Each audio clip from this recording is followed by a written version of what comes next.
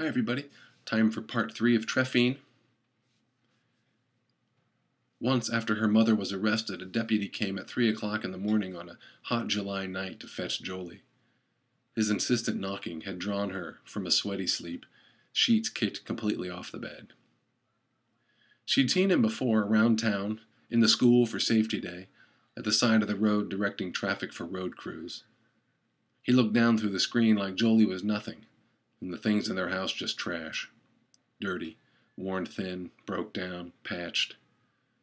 A colony of moths flapped and droned against the screen door and battered themselves against the porch light. "Sorry to bother you," he said, "but your mother isn't coming home tonight. She's okay, but she had a little too much to drink and wasn't feeling too good, so we're keeping her with us. She was calling for you, but we can't let you into the jail, and we can't let you stay here. Do you have anywhere you can go? Anyone you can call?" "I can stay here," Jolie said. "I can't let you stay here by yourself," he said. "I stay here all the time," Jolie said. "I stay here every night. I make breakfast in the mornings." "Maybe a neighbor? Who takes care of you?" Jolie latched the door. She wasn't afraid. She felt the opposite of fear, a surging pulse of anger, and she'd locked the door for him. She was certain that if he tried to come in, she'd bite him hard or scratch his eyes. The center of her palms itched as he jiggled the door handle. "What about your daddy?" he said. "Does he live here in town?" "He doesn't live anywhere," Jolie said. "Grandma? Aunt? Someone watches you, right? A friend of the family?" "If you open that door," Jolie said, "I'll call the cops." Come on, little girl. I'm tired too. Your mother was no picnic, all right? I'll scream. I'll do worse than scream. You'll be sorry." The deputy was slight, but with a roll of fat over his belt that reminded Jolie of a lifesaver. He was sweating through his shirt. He fluttered a hand near his ears to keep away the mosquitoes. His badge glistened in the porch light, and the tapping of his shoe against the porch decking contributed a hollow, lonely rhythm to the night. "I'm going to have to call social services," he said. "Do what you have to do," Jolie said. No one ever came. Maybe the deputy couldn't rouse the right person, or maybe he just wanted to go home. She slipped through some administrative crack. Her mother was home by 10 the next morning, hungover, but whole. She found Jolie eating spoonfuls of peanut butter and jelly straight from the jar and drinking lime Kool-Aid from the pitcher. She rubbed her daughter's head and apologized for acting so dumb, and then she went to soak in the tub for a long time.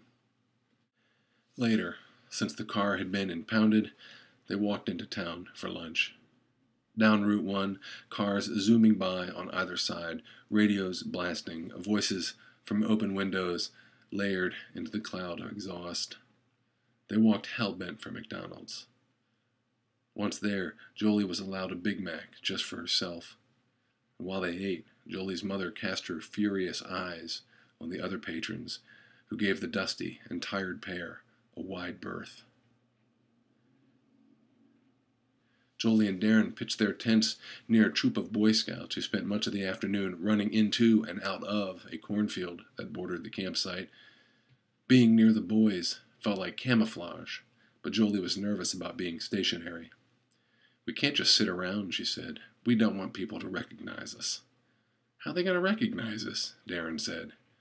"Maybe there were people in the restaurant. Did you think of that?" They studied the other campsites, 12 or so, all told, packed into a little community. At one, near the end of the lane, smoke gathered above the fire pit in a flat, motionless cloud. "Okay then," Darren said. "Let's go look at statues."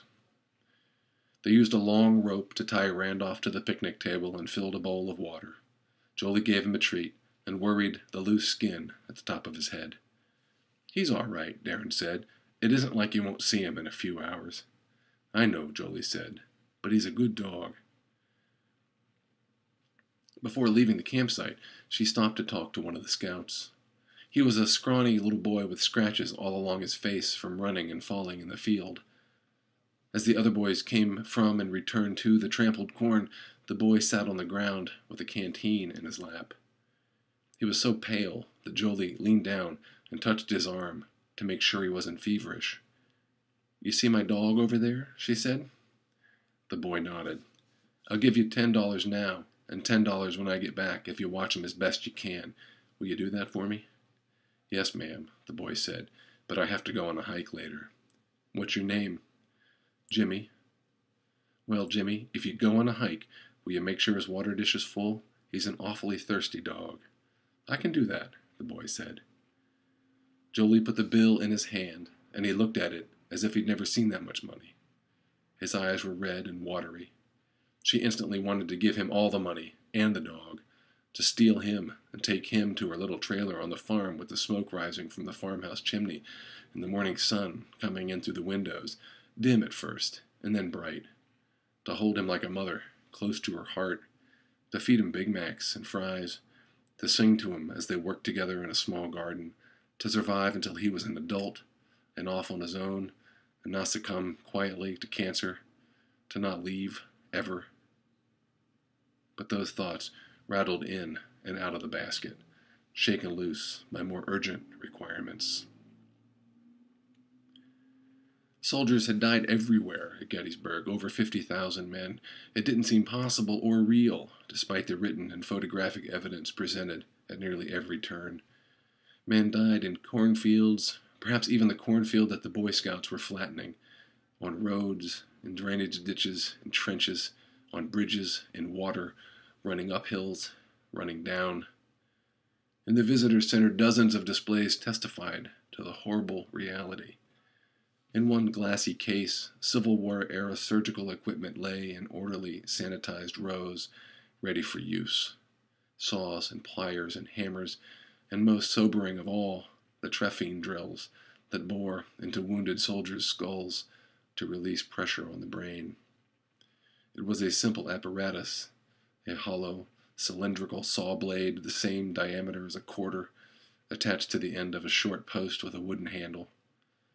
The simplicity magnified an alarming ferocity, its tiny teeth snarled in the clear vitrine light. At another display, she learned what each soldier carried, including the weight of the equipment. 50 or 60 pounds each, she said. They must have been strong. Or tired, Darren said. Tired kids in the wrong place at the wrong time. They walked toward the area where Pickett charged and lost his men, thousands of dead and wounded. The undulating fields rose toward a stone wall and a small copse of trees, the grass hazy and yellowing in the late afternoon sun. Jolie resisted contemplating the once blood-soaked soil. It must have been wall-to-wall bodies, she said. I bet you could cross the field without touching the ground. At the copse, looking across the battlefield, Jolie wondered just how she'd got to this exact spot. She thought, what has transpired in my life that I should be here of all places, so far from where I started? Other tourists studied the plaques, ran their hands over the stubbly stems of the cannons, took pictures of their rows of grassy hillocks that could have been anywhere, except for the weight of what had been born and lost there. The day's suffocating light dispersed itself over every surface equally. Thanks. Part 4 tomorrow. Thanks for listening.